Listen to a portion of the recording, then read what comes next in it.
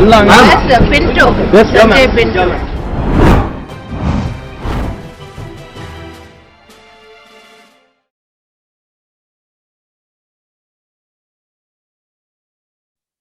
Hello and welcome to Healing Touch on the Sanjay Pinto Show. My guest today is a visionary for all to see. Someone who has done almost 2 lakh free cataract surgeries, several thousand free corneal transplants, distributed more than 50,000 free spectacles during the pandemic, has been mobilizing funds to provide oxygen concentrators. Uh, Somebody who's a rare blend of old world charm and values and progressive thinking. The one and only Dr. Mohan Rajan of Rajan Eye Care, senior eye surgeon. Doctor, thank you very much for joining us, and thank you for all the great work that you've been doing serving society during the pandemic. Even the pandemic doesn't make you take a break. In fact, it makes you more active. Absolutely. Thank you very much, Sanjay. It's a pleasure and great honor for me to be on this show. Doc, let me straight away plunge into the subject. There's more to it than meets the eye, they say, when it comes to COVID. Now, would you say that conjunctivitis is also a symptom of COVID? What they call pink eye. I've seen some of your interviews also. Yes. Yes. How does one distinguish conjunctivitis induced by COVID with, let's say, regular eye irritation, lack of sleep that leads to redness, or that pinkish eye, as you call it? How do you distinguish it? And is it a symptom of COVID? Could it be? Yeah. I think it's a very good question to start with because conjunctivitis is a very familiar term. We are all very familiar with what is called Madras eye. Okay. Why it's called Madras eye? Because the virus which produces this infection, it's a viral conjunctivitis, and it it's been identified in Madras, that is way back in 1918, and that is why it's called Madras eye. It's not that it doesn't occur in Bombay or Delhi or Bangalore or Calcutta. So it is Madras eye because the virus originated from Madras, and that is why it's called Madras eye. This Madras eye typically occurs after a monsoon, okay? But nowadays it's seen throughout the year. And typically the patients have redness, watering, discharge. Sometimes the eyelids are swollen. And typically this adenovirus can cause also fever, cough, and cold, okay? And that's called the pharyngoconjunctival fever. That's called. This adenovirus can be compared with the coronavirus. That's what we have done a study during the second wave. We have found out that this Madras eye or pink eye or the red eye, whatever you call it, can be the first sign or symptom of an underlying COVID-19 disease. So this is, I think, something which we have to ponder over, and everybody has to be aware of it. So can the symptoms go away, doctor, or do they have to necessarily be always treated? Can these symptoms also automatically go away without treatment? That's right. There is a difference between the Madras eye and the coronavirus conjunctivitis, in the sense that because the coronavirus, as you know, can also produce similar to the Madras eyes, the picture. That is the red eye with pain, redness, and all that. But as you all know, the coronavirus extends to the lung and produce what is called respiratory distress syndrome. And that is the reason for the fatality for all the patients. Whereas the Madras eye is a self-limiting disease. Whether you treat it or not, the patients will become all right in about 3 to 5 days' time. And the Madras eye also, the coronavirus and the Madras eye, the mode of spread is similar. Like, for example, if you are with the Madras eye patient in an air-conditioned room for about 10 or 15 minutes, you will get the Madras eye. If the Madras eye patient touches a pen or a pencil and you use that, that's called fomoid spread. So that is the reason why we used to quarantine these patients. The quarantine is not new for ophthalmologists. We used to quarantine these Madras eye patients. We always tell them, use a separate soap, towel. Personal hygiene is very important. Make sure that you are separated from others so that because it is a very contagious and infectious disease. How do you distinguish it from coronavirus-related conjunctivitis? Unfortunately, there's no way of distinction. Okay. There's no way of distinction. It is exactly the same as the coronavirus. So what we have done is, we have done a study, and wherein we found out that about 15 patients of Madrasai, we did all the patients RT-PCR, and we found out that 6 patients had underlying, that is the RT-PCR was positive, which is approximately 40%. So if you are able to diagnose at that stage of COVID-19 disease, all the patients became all right. They didn't require any admissions, all these positive patients. So there's no way of differentiation. But when you have Madrasai, please don't take it lightly. Consult an ophthalmologist if necessary, especially when you have symptoms like fever, cough, and cold, that requires a little more investigations than normal. So we can say that if that watery discharge or redness of the eye is accompanied by fever, cough, and cold, then your guard should go up, your antenna should go up. Absolutely. If the fever persists for more than 2-3 days, normally the Madrasai fever does not persist for more than 2 to 3 days. If a fever, continuous fever for about 3-4 days, breathlessness, and the oxygen saturation starts going down, then that is an indication that probably you are going into, from adenovirus, you are going into coronavirus. That is the COVID-19 disease. Doc, That's a red flag. Okay, that's a red flag. That's well put. Doctor, another disease of concern today is black fungus. I mean, people talk about black fungus and now talking about green fungus. Is it a multidisciplinary approach that is required, or who is the specialist that actually treats black fungus? Initially, when it surfaced, I for one thought it was treated by a dermatologist. So I asked a dermatologist friend of mine. He said, no, it's a super specialty thing. It's a rather multidisciplinary. So who are the specialists who treat black fungus, and what are the symptoms of black fungus? How can one take precautions? Absolutely. See, first let us know what is this black fungus. Okay, the black fungus is otherwise called mucormycosis. Okay, it used to be called zygomycosis long time back. Now it's called mucormycosis. Why it's called black fungus? Because this fungus is an angioinvasive. It invades the blood vessels and produces necrotic tissue of the bone, and the bone becomes black. That is why it's called, not because of the, actually it's a misnomer. It's not because the fungus is black. The bone becomes black. It's called the eschar. So the bone becomes black because of the lack of the blood supply, because it cuts the blood supply to the particular bone. And that is in the entire tissue becomes necrotic. When you have loss of blood supply, the tissue becomes necrotic. There's no life in the tissue. Then it becomes black. That's why it's called black fungus. The black fungus has become very common, especially during the second wave. We didn't see that much during the first wave. Even before the COVID, India is the largest producer of black fungus in the entire world. It's not seen in the US or UK, but more commonly it's seen in India because of the tropical country. Because of the tropical country, the heat, the moisture, all these factors are very, very important for the fungus. How is it spread, doctor? Yes, sir. The black fungus is not a contagious like the Madrasai. Please understand, if you have a black fungus patient right in front of you, it doesn't spread to you like that. The black fungus occurs in people who are immunosuppressed. There is an inherent defense mechanism in your body. Okay, this inherent defense mechanism fights against all types of infections or invasions. For example, it can be, the infection can be either bacterial or viral or fungal. Bacterial, as you all know, can be taken care with antibiotics. Viral, as you know, can be taken care with antivirals. The fungus, there are antifungals which are available, but the fungals are not, the antifungals don't work as well because this fungus penetrates deeper. And these are all called what is called opportunistic infections. What is this opportunistic infections? When you are immunocompromised, when your defense mechanism or the fighting ability goes down, this fungus is actually present in the environment. It is already present in the nose for us. Okay, this fungus can take over completely the whole system. So that is why initial symptoms, no?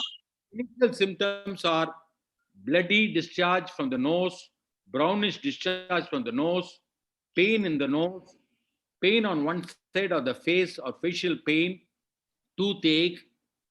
They can have a problem of double vision, drooping of the lids, swelling of the cheek area. So all these are a black thing which is called eschar in the palate. that is inside the mouth, or one side of the face also. So these are the early symptoms and signs of black fungus. Okay, please understand that, because there is a fear among people that everybody will get black fungus. The black fungus will not affect each and everybody. These are all patients who are immunocompromised, post-COVID, people who are diabetics, especially when the diabetics are not under control. And understand that coronavirus, steroids is the mainstay of treatment. One of the main drugs for coronavirus or COVID-19 is the steroids. When you give the steroids, what happens in diabetics? The sugar level goes up. Okay. And if you don't control your blood sugar, the black fungus can come after about 2 to 4 weeks after the COVID infection. Usually it starts in the nose. And that is why we are routinely, as a state government, in the state government panel, what we are recommended is that all the patients who are getting discharged from all the government and private hospitals have a nasal endoscopy done at the time of discharge. Because the nasal endoscopy starts in the nose usually, and it invades the sinuses. As you know, the sinuses are around the eye as well as the nose. And then from the sinuses, it goes into the eye, that is called the orbit. So around the eye is called the orbit, that socket is called the orbit. From the orbit, it goes to the brain and produces mortality. The mortality is as high as, can be as high as 20 to 25% or 30%. In Tamil Nadu, the mortality here is very, very less when compared to the other states. For example, in Rajasthan, it's about 35%, and Gujarat, 38%. In Tamil Nadu, it's only 6% this time. Because so which means the specialists to deal with it would be, in this order, ENT specialists, eye Yes. doctors, and then neurologists. Yes, these absolutely. are the specialists. The, and what of those who are yeah, asymptomatic, who probably don't know that they got COVID? So these people are also susceptible as opposed to those who are diagnosed with COVID. Absolutely. People who are diagnosed with COVID on steroids for a long time are more susceptible to black fungus. Yes, diabetics. Sometimes because of steroids, they become diabetics. Okay. Oxygen treatment, patients who are on mechanical ventilation, ventilator support, and patients who don't have proper personal oral hygiene or nasal hygiene, all these factors are responsible for the black fungus to grow. Doctor, now when the pandemic first erupted, sorry to interrupt, when the pandemic first erupted, people we were told that, apart from masks, we also need to wear goggles. But today, of course, it's hard enough to make people wear masks and make them wear it correctly over the nose rather than on the chin or below the nose. Would you say that it's important? Is it essential for people now to wear goggles to protect their eyes? And this is required even for those who have been vaccinated with both the doses? No, absolutely. I think it's important because we have the 3M goggles which protect their eyes, mainly because you don't want this aerosol method. There are some reports wherein the coronavirus can spread to the eyes as well. Another important thing why you want to wear goggles is that you don't want to touch your eyes.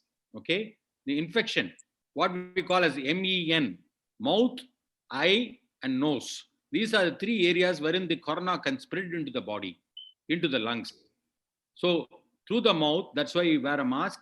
Through the nose, that's why mask has to cover the nose as well, and you want to cover the eyes as well, so that you. What if you're wearing glasses? You wear the goggles over the glasses, or how is it worn? No, you can wear just glasses. Is good enough. A normal glass is good enough. So if those who are wearing glasses, so for once, those who are bespectacled have greater protection than those who are not. Absolutely, absolutely. Because people are wearing glasses already, like you and me. Then you don't have to wear. People who don't wear glasses, then they can go in for a glasses which is called the 3M goggles, which are the side cover as well. So this is which we are distributed to a lot of police people, sanitary workers, people who are in the field workers. All these people we have distributed a huge number of goggles as well. So this black fungus is called rhino, ROCM, rhino orbital cerebral mucormycosis. Rhino means nose, orbital means eye, cerebral means brain. ROCM, that is why you have a multidisciplinary approach, starting from the ENT, then the facial maxillary surgeon, then the ophthalmologist, then finally the neurosurgeon. Okay, that's very clearly and lucidly put up. Thank you. Now, during the pandemic, you have this new trend called BHOK: Yeah. bedroom, hall, office, kitchen in the house. You have work from home and you have Yes, study yes, from home. So when it yes, comes to being on the computer all the time, both for adults who are on the computer all the time, also for children who are on the computer all the time for their online classes. What are the tips yes. that you, as an eminent eye surgeon, can offer us when it comes to reducing our eye strain? What are the tips that you could suggest? How I long can think one be on the computer continuously? Because we often tell our kids, my kids keep telling me bored, bored, bored. We can't let them go out and play. Only thing that we can do yeah. is, to for some to retain our sanity and theirs, is to tell them, okay, go have another computer slot or go and watch some Yeah. TV. So what? How can you? What are the restrictions that we can impose? How long? How can we ration the time in front of the screen, be it the TV or the computer? Absolutely. I think it's a very important problem we are facing now because of the online classes. Okay. We have seen this computer vision syndrome. We used to see that only with the software professionals Mm. prior to the corona pandemic. The software professionals were continuously on the computer for about 11 to 13 hours a day.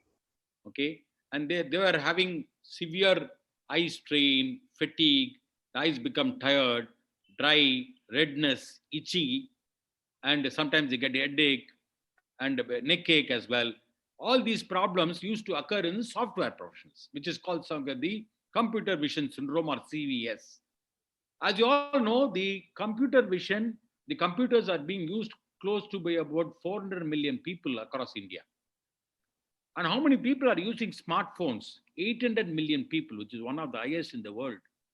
There are approximately 3.8 billion users of smartphones in the entire world, out of which almost 800 million out of 1,200 million population are using smartphones in our country, which is increasing day after day.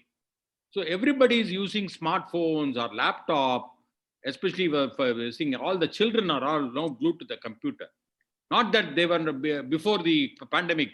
Before the pandemic also they were, but they had the opportunity of doing something physical, going out or outdoor activities, which is not there now. So continuously, if you're going to watch the monitor, what is going to happen? Your blink rate will become less. Okay. Normally, the eyes have to blink about 15 times, okay, a minute. 15 times a minute. Why it has to blink? Because the tears which are secreted has to lubricate the surface of the cornea and making sure that corneal clarity is maintained. So when you keep on viewing a computer or a laptop, your blinking rate comes to less than 3 to 5 per minute. Imagine 15, imagine 5. It's becoming less than one third. So that is the reason whatever tears is there on the surface of the eye gets evaporated and the eyes become very dry and itchy. And this is the very common problem which we are facing now with children. Why? Because the children, the power, the myopia is directly proportional to the amount of near work they are doing. They're directly proportional. Suppose one child is working for from morning to night, this child is more likely to get short sight because of the constant viewing of the computer, and they're not doing any other work. And there is What is also a loss of what is a safe time frame, doc, in terms of, they normally have in school, they have what, 3 periods or 4 periods of 40 minutes each. So that we're yes, talking about 2 hours or 2.5 hours of computer time. Then to keep them occupied, parents are forced to give them time for computer games, to watch TV.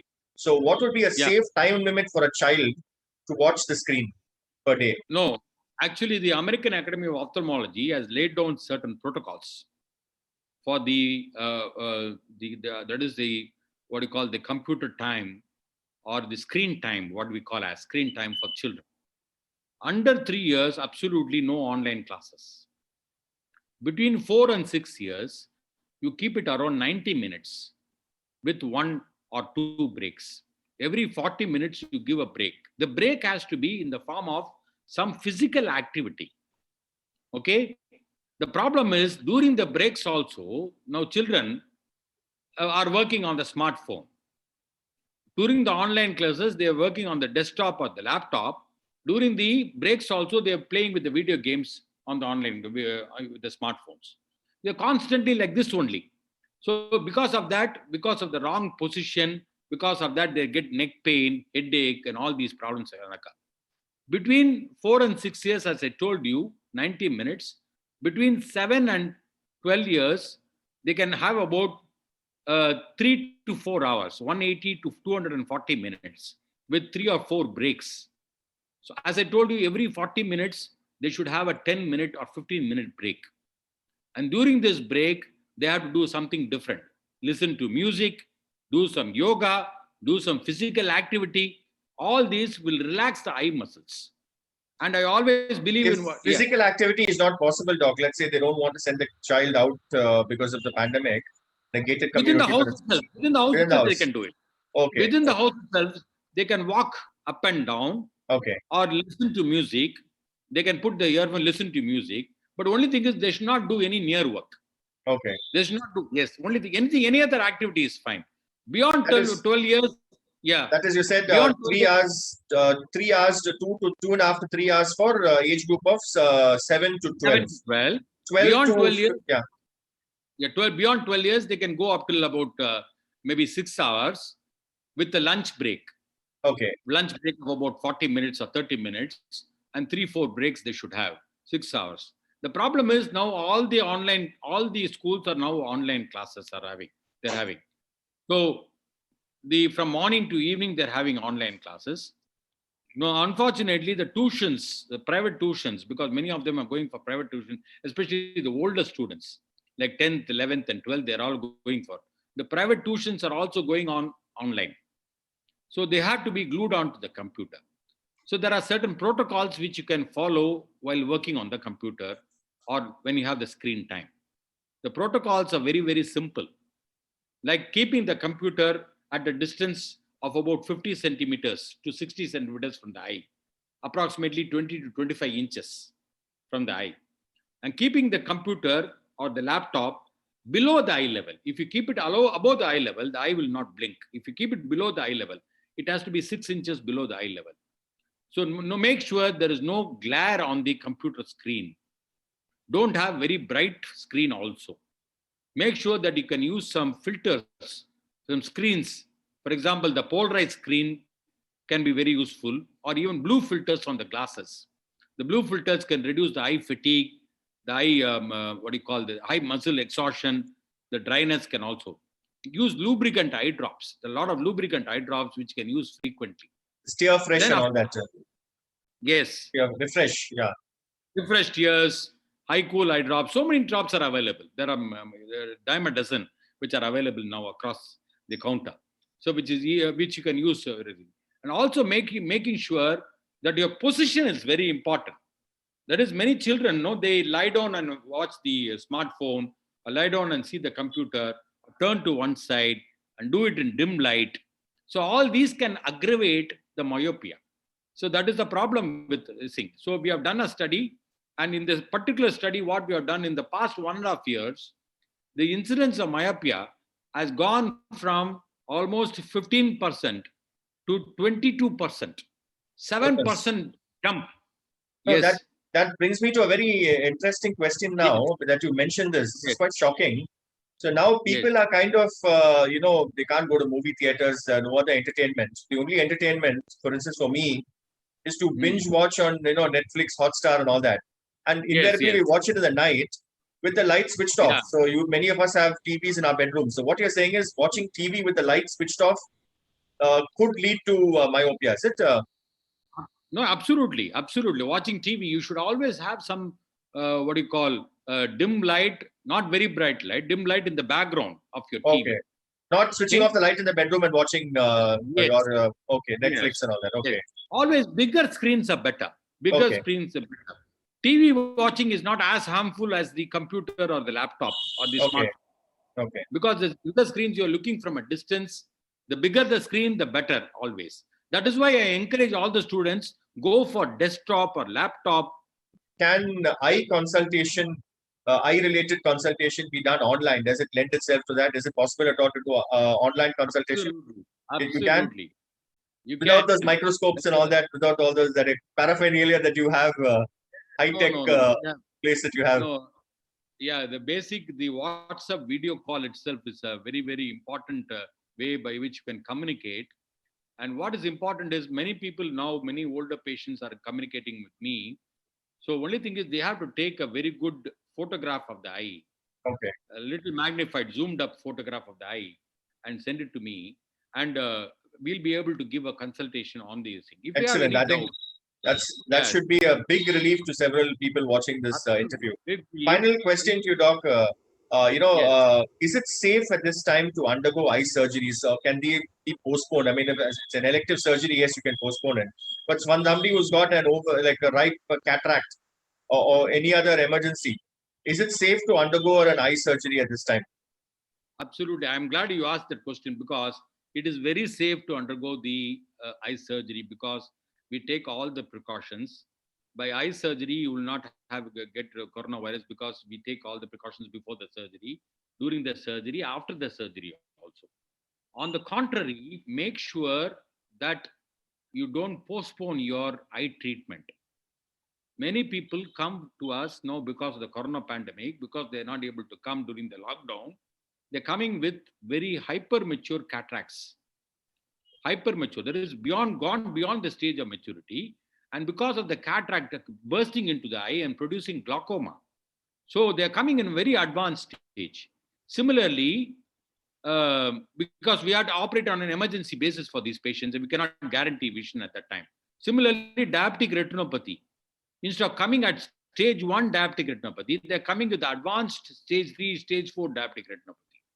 The glaucoma, worsening of glaucoma there, because they are not been using drops, they are not got access to the medical care, and all these because of lockdown, and the macular degeneration, everything because they have to take monthly injections for macular degeneration because they have postponed it. So please, the take home message is very, very simple and straightforward.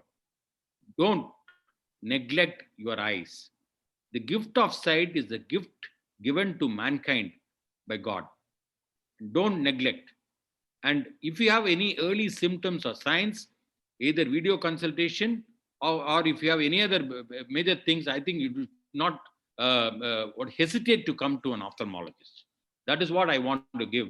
Don't, because early treatment definitely is more effective than the later treatment. Prevention is better than cure. We can prevent a lot of diseases, especially diabetic retinopathy and glaucoma from worsening, and cataract also from worsening.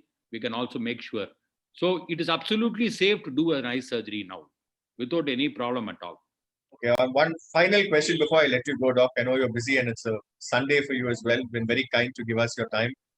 See, when people wear glasses, that power may change. Usually they come for an annual checkup. Now it's a year and a half since the pandemic erupted. A lot of people have not been going for their own reasons, not going to hospitals or clinics. So, what would you tell these people, those who wear glasses, many of us who wear glasses, we've not checked our eyes, we've not checked our power for more than a year, as opposed to Yes, annual checkups? Is this okay yes. to leave it for another 6 months, 1 year?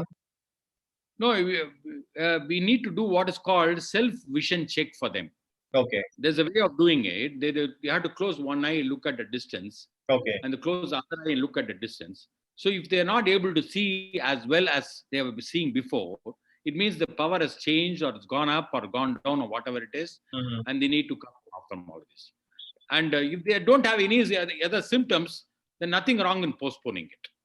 okay. But if they have had a history of some problem, for example, diabetic retinopathy, those are the people who have to come to the ophthalmologist much earlier than normal. Thank you. Thank you very much, Doc. It was an absolute pleasure, a delight to interview you. So erudite, so socially conscious. May God bless you, Doc, for all that you're doing for society. And do stay safe. And hopefully, we'll all be able to meet away from the virtual world very soon. Thank you so much for your time, Doc. Thank you. Thank you very much for the wonderful opportunity, Sanjay. And it's always considered a great pleasure to be with you. I'm really blessed to have people like you always wishing me and encouraging us to do, motivating us to do better and better to the community. Thank you, Thank you Doc. very And I much. can never forget, I must say this on record. There are several people. It's not just the poor people who doctor helps. It's also middle class people. Several middle class people have referred to him to. And they've all been, I think they say that, when you pray, God sends his angels. And one such angel is Dr. Mohan Rajan. I leave you with that thought. Thank you very much, Doctor, for joining us. Thank you. Thank you. Thank you. Thank you, Thank Sanjay. you, Doctor.